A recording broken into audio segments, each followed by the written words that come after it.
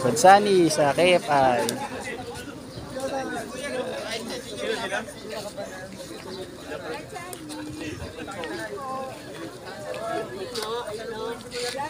At yun naman lagi ang pili niya.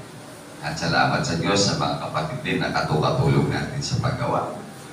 At sabi ko nga po, sa kalagayan mo bilang isang may karamdaman, alos parehas na rin ang isang kapatid na meron ng katandaan.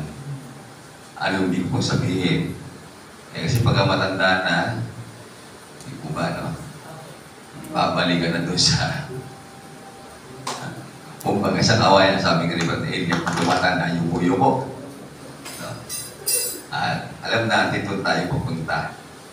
No? Dahil naiintindihan naman natin na pagka tumatanda na, konti na lang ang natitirang panahon para sa atin. Ganon din naman po yung may sakit. Kaya sabi ko, alos kinukonsider ko na rin yung sarili ko kahanin ng mga matatanda. Dahil minsan, pero pa nga matatanda, tumatagal pa eh. No? Dahil wala namang mabigat na karamdaman kagaya ko. So, ang akin lang po, basta ano man na mangyari, manatili po tayo nagpapatuloy sa pagsunod sa utos ng Diyos.